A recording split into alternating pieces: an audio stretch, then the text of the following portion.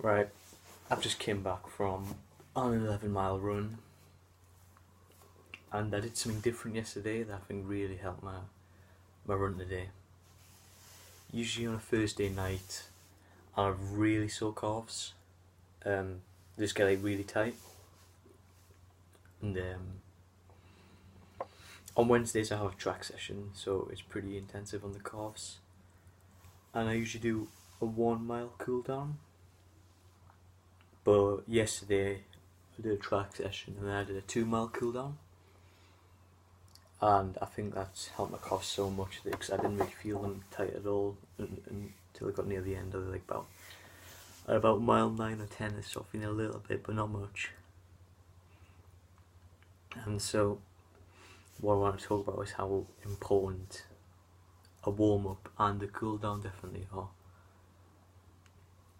For sessions at least, you don't really need a warm up or a cool down for easy runs or even longer runs. You just need to set off them gently and then just kind of just get into it. Unless maybe you've come back from injury, then maybe do a little bit of a warm up, like maybe walk a little bit then stretch. So if you're doing any sort of session, like a tempo run will need a warm up, a hill session, track session, anything you run fast, or doing intervals or anything like that, repetitions, you will need a warm up and a cool down. And if you don't do a warm up cool down, you risk getting injured so much. Stretching as well. If sometimes part of your body feels like sore or tight, if you've noticed that part of your body feels tight, then maybe stretch beforehand that body area. But some people believe that stretching actually decreases aerobic performance. So I don't stretch. I only stretch a little bit if I find parts tight. Stretching afterwards is alright, yeah. I recommend stretching a bit afterwards, maybe parts you find tight or massaging them. That'll help. But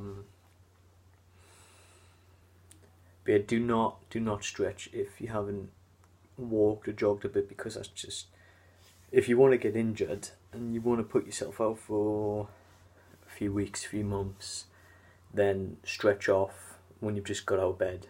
Like, you need to get your blood pumping around your body before you do any sort of stretching, because that is not good for your muscles at all. I think another thing that really helps, and it's probably a reason I didn't get tight calves today, is because last night I was in the shower, picked the shower head up, turned it on to freezing, put it on my calves, and then I put on the other legs, and I did the whole body, but firstly I put it on my calves. And it's really cold. You might get a shock at first, especially if you put it in your whole body, which I did eventually.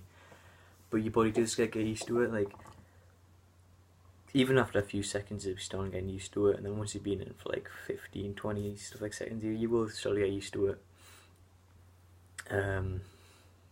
Yeah, if you put it on like your legs especially, you don't need to put it on like your upper body. But if you put like a cold shower head on your legs, if you can bear it, you should be able to. It's not too bad if you just put it on your legs. Then that can really help as well. It like gets the blood pumping in that. You can use heat as well.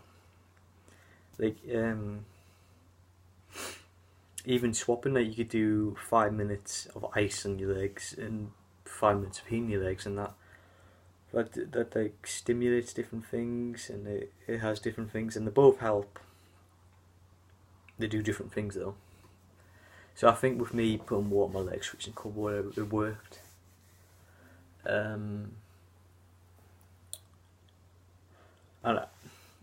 Paula Radcliffe used to go back from her runs, and she used to have a bin, just like, like a bin that you put all your outside waste in your, just like a bin outside your house. And she bought one of them, and she'd fill it up with freezing water and put like ice in it or something. Then when she came back from her runs, she used to jump into it, and that would like shock her body. So you know, that's the world record holder for the marathon, and that's what she used to do. So shocking your body with cold water has to do something good. If you've never done it before, though, you might get shocked. Like, the water is cold, so it will shock you. I mean, I probably should be more used to the cold water because I used to surf. I even used to surf in like December, and when you get in the water, it's freezing. But you do start to heat up.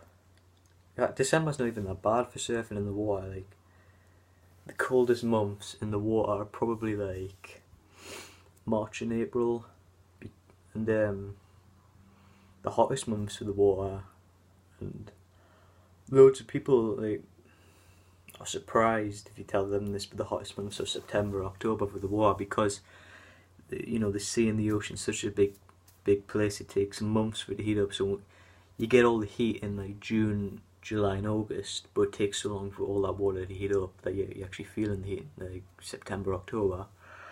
And it's the same when it's cooling down. You get like the cold in December, January, February, the real cold. And then, but it takes a long time to cool down, so you're actually feeling that cold in March and April. So the coldest months of the sea are, I guess February would be pretty cold as well, like February, March and April. But when it gets to April, the outside temperatures, it can be really hot. It can be north of 20, depending on where you live.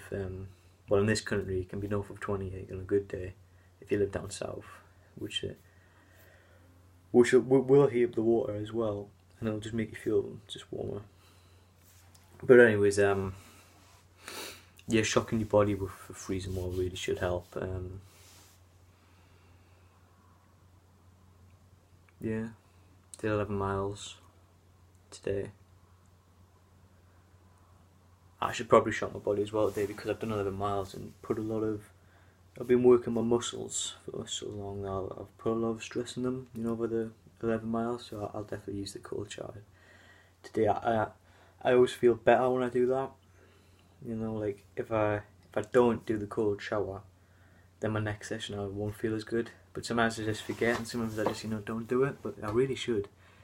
Like, cold showers will help you so much. Or freezing cold baths, they help injuries so much. But do be careful if you're getting a cold bath, because if you're not used to it and you're not prepared and you just jump in, you might get a shock. Like, it can be really cold if you put like ice in it. It'll be so cold. But your body does get used to it. And be careful as well. I wouldn't spend too long in a cold bath. I mean, I'll probably spend like 5 minutes in it. I mean, you could spend 10 or something, but I wouldn't go much longer because you'll start shaking. It won't be very pleasant either. I mean, I don't know why you'd want to spend any more than 10 minutes in a cold bath. But if that's something you can do, you can do it, but I wouldn't recommend it. So yeah, a warm up and a cool down are very important, especially when you have sessions. You don't have to do them if you're just doing an easy run. I don't do them. I mean, if you're injured, you might want to walk a bit, like I say, but if you want to get injured, don't do a cool down. Don't do a warm up, and then you'll pull loads of muscles, you'll be aching and pain, and if that's what you want to do, then just don't do it. Be lazier, because loads of people skip warm up and cool down. They think that they're not important. Like, oh, I'll be fine. I can't be bothered.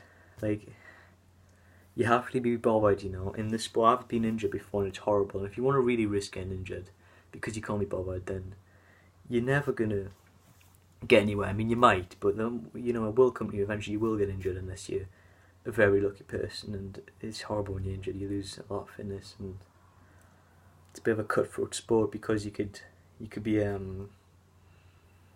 out for a month, and then it takes you 2 months to recover from that, or even longer. It's very cutthroat. It's very luck based, I would say, because you got to get everything right. You got to try it as best as you can and not get injured in the sport, and it's really hard. It can be really hard because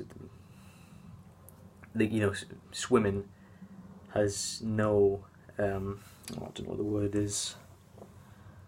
It's Oh, I don't know. It's like when you hit the like for running, you hit the ground and hit the ground hard, and it sends vibrations up your legs. There's none of that in swimming, and I think there's like a tiny bit in cycling. So you've got a lot more chance of getting injured in running, and if you get injured, you can lose so much fitness so fast, which is so annoying and it's horrible. It's very cutthroat, you know. You could be at the top one day, you get injured, you go out free, and it takes you, you just don't get back up there. You've got to get everything right. Well, yeah, warm up and cool down, very important.